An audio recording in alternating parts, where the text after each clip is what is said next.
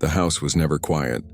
Even when I was alone, the floorboards groaned like tired lungs, the pipes sighed like restless ghosts, and the old staircase creaked as if unseen feet moved up and down it at night. I told myself it was age. Just wood settling, pipes shifting, the natural language of an old place. But deep down I knew the truth. Something lived on the stairs. The first time I heard it clearly, it was a Sunday evening.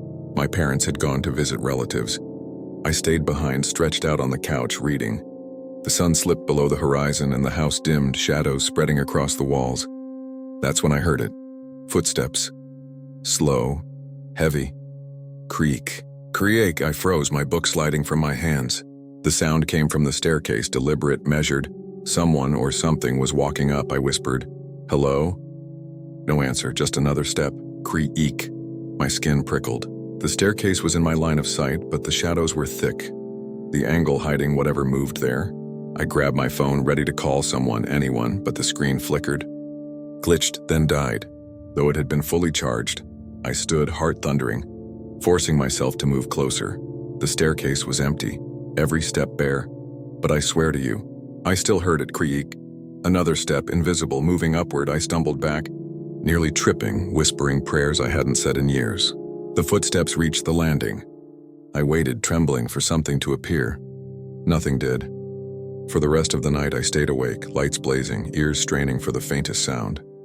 The next morning, sunlight banished my fear. I convinced myself it was my imagination. Stress, fatigue, old wood, until I noticed the dust, a line of footprints in the fine layer of dust on the stairs. Bare, human, but they weren't mine. That night, I slept with the bedroom door locked.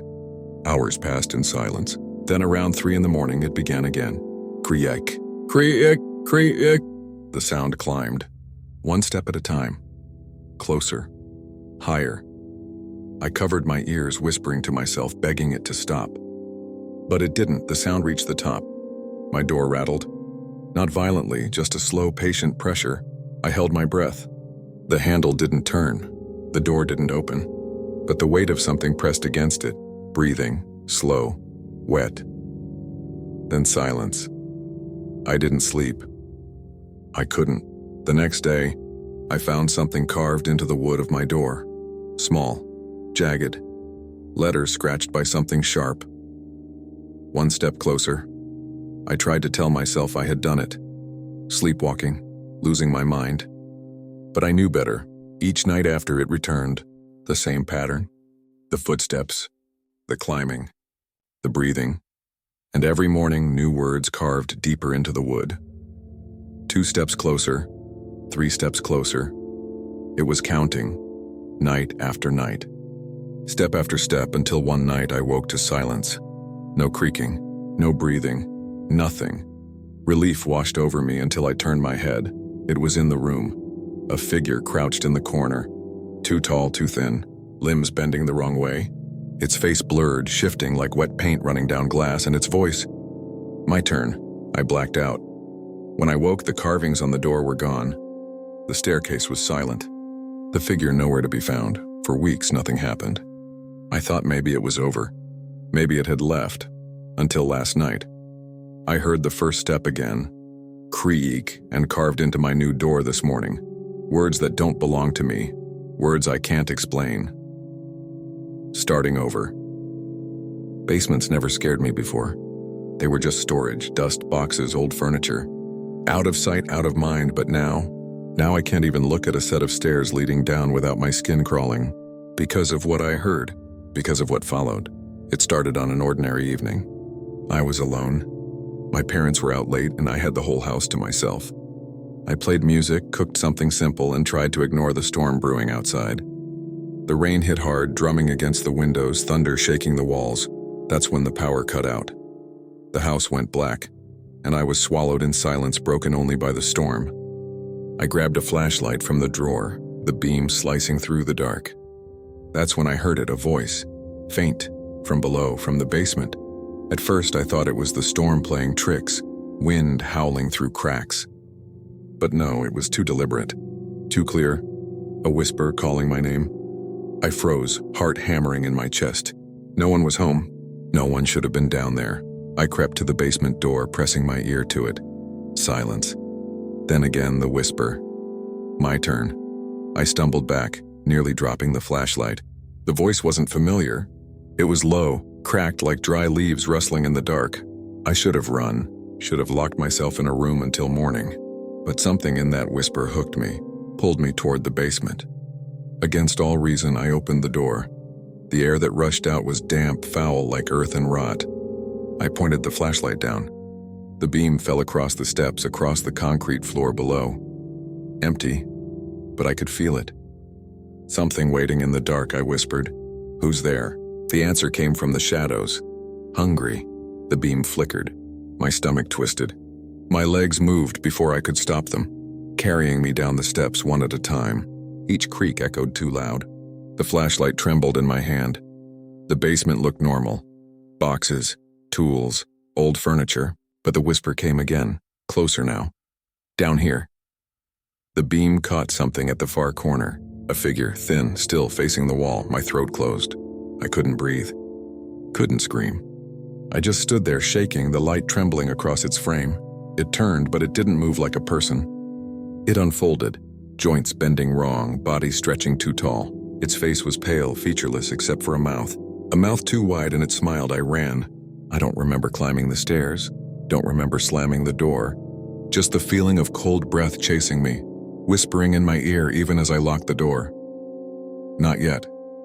For hours, I sat pressed against the door, knife in hand, heart racing. But nothing came. No pounding, no footsteps, just silence. When my parents came home, I tried to explain. They didn't believe me. They laughed, told me it was stress, a dream, a trick of the dark. But that night, when I went to bed, I heard it again. The whisper from inside my closet. My turn. I didn't sleep. I didn't move. I stayed frozen until the sun rose, light spilling across the floor.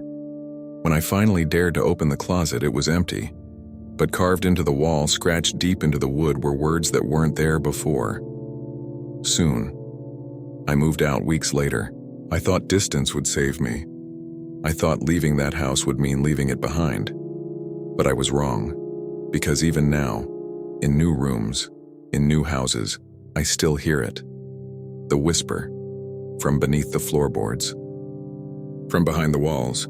From the shadows just beyond the light, always the same word, soon.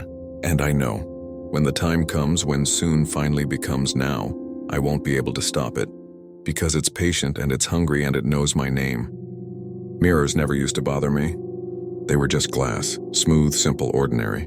But when you're home alone long enough, when the silence starts to thicken and every reflection feels like it lingers a second too long, you start to realize mirrors aren't empty. They're doors. And sometimes, something on the other side wants in. It began on a Saturday night. My parents had left for the weekend and the house was mine. I spent the evening the way anyone my age would, scrolling, snacking, killing time. Around midnight, I got up to brush my teeth. The bathroom was small. The mirror above the sink fogged faintly from the shower earlier. I wiped it with my sleeve, leaned close, and for a second I thought my reflection didn't move with me. It was subtle. Too subtle.